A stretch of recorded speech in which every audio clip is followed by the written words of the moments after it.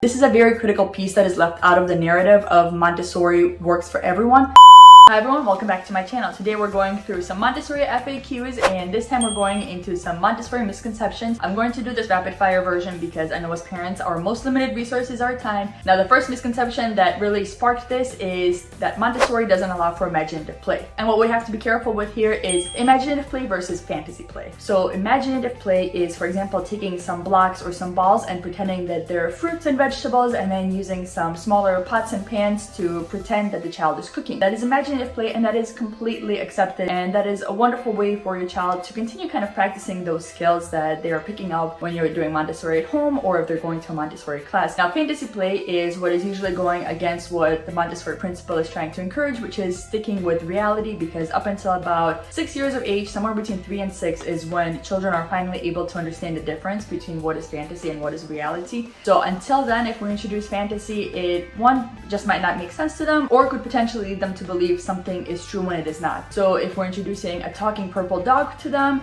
is there really any harm in that? No, other than just it's not very realistic and not very true. But if we're introducing something like superheroes or villains, people flying off buildings without getting hurt, that's where we get into more risky territory and something that we really should be very careful with. Now, Dr. Montessori did believe that a child will benefit most from realistic exposure, so working or playing in a real kitchen versus in a play pretend kitchen. So if we have the choice of giving our child a real banana to slice versus a fake banana to slice, Dr. Montessori definitely believed that the child will benefit more from slicing a real banana. However, if your child is very interested in playing with a pretend banana and using other toys around him or herself to pretend cook or pretend to take care of animals or have some kind of other imaginative play, there's no reason to stop that. The next misconception is actually a pair, and as with many things, there are two extremes. So one misconception is that you need a bunch of things, a bunch of very expensive things, to implement Montessori at home. The opposite of that is when people say that you don't need anything at all and you can completely implement Montessori at home with nothing. And the first thing that we really need to address is, what are you trying to do when you're implementing Montessori at home? Is your child attending a Montessori school already and you're simply trying to have a lifestyle at home that really complements that? Or are you trying to essentially have a Montessori at home school because your child is not attending a daycare, or they are attending a traditional daycare and you would like to really supplement with the Montessori materials and have your child have a Montessori based educational method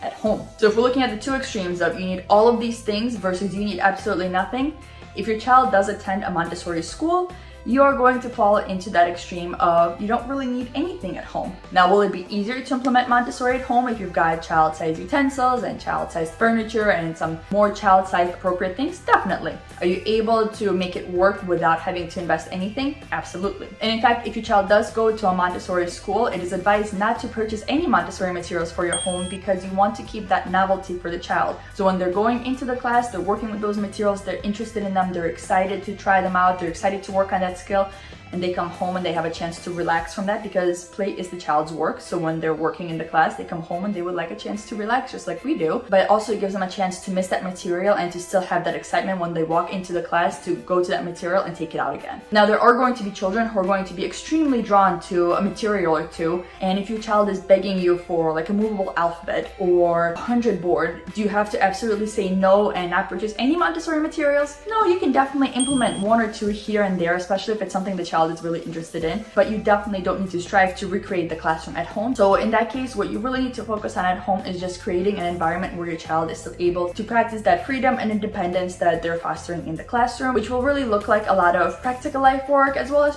possibly some sensory work here and there. Now, if you're in the other end of the spectrum, I'm essentially doing a Montessori homeschool for Stella for a toddler because she's not going to a daycare. I'm staying at home with her while this pandemic blows over, and so I am investing money and time and energy into purchasing materials that align with her current development, with her interests, so that she's able to develop according to the Montessori principles, because that is what I feel would be best for her. Again, do you need all of the Montessori materials to be able to develop your child in the Montessori way? No. But are you going to reap all the benefits of Montessori without having any of the materials in your home? Likely not. There is a time and a place and a purpose for the materials that Dr. Montessori had created. Now, another quick misconception is Dr. Montessori actually did not create any of the toddler-aged Montessori Montessori materials, she was working with ages 3 to 6. So the Montessori materials that we see for the 0 to 3 age were actually created after the fact based on the principles that Dr. Montessori had created, but they are now the accepted materials that are used in the Montessori classrooms for toddlers. But do you need every single version of the object permanence box or every single coin drop box, every single material? No, absolutely not. And if you follow along with our journey and some of the materials that we use, you will notice that I am picking and choosing materials that are unique in working on a different skill. Some of them I'm able to DIY, and I'm sharing that with you guys as I go along. And some of them are not going to be quite as critical if we forego. So really try to assess where you are in your Montessori journey. I also think it's really unfair to show our children working with all of these wonderful materials and making progress with those materials while also saying that you don't need them. That just wouldn't be fair, because those materials do serve a purpose and they definitely do help our children develop. Now, speaking of materials, another misconception that I'm seeing getting blown out of proportions right now is sensory bins and busy boards being labeled as Montessori. Sensory bins we'll address in a second, but busy boards are the exact opposite of what Montessori would be. If you look at any of the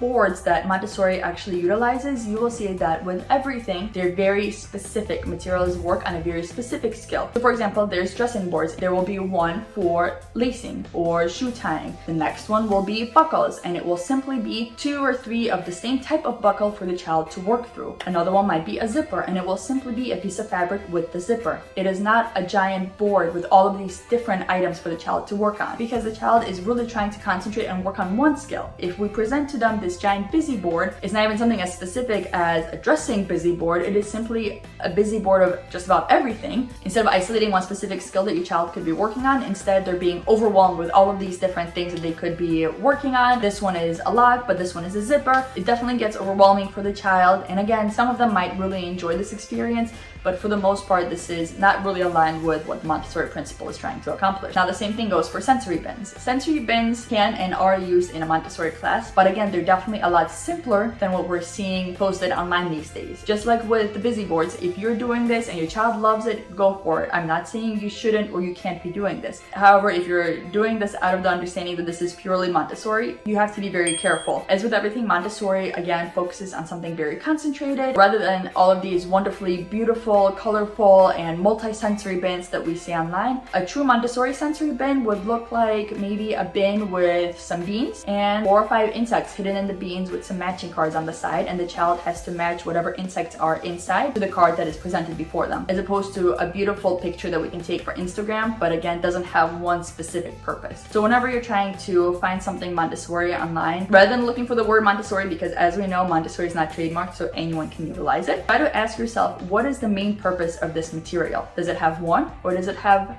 multiples? And the final misconception that I really want to address is that Montessori schools are for absolutely everyone. This concept of Montessori is for everyone has to be taken with a grain of salt, because whenever we talk about Montessori schools are for everyone because Dr. Montessori started in the slums of Italy and she was working with children who had developmental delays, we need to remember that Dr. Montessori was just that. She was a doctor, and she specialized in psychiatry. So if you have a child who may need additional developmental help, they may need therapy, they may need behavioral help, just going to a Montessori school is not going to provide all of the support that your child needs. Now, that doesn't mean that your child will not be able to go to a Montessori school and they will not thrive in one. However, the Montessori school is not going to replace the kind of therapy and medical assistance that your child may need in addition to going to a Montessori school. Montessori can be for everyone, but you need to work with the school to make sure that your child is getting the proper care that they need all around. They really need that support from all of the adults in their life. So hopefully your school is honest with you and is able to communicate to you if they see any signs of anything that might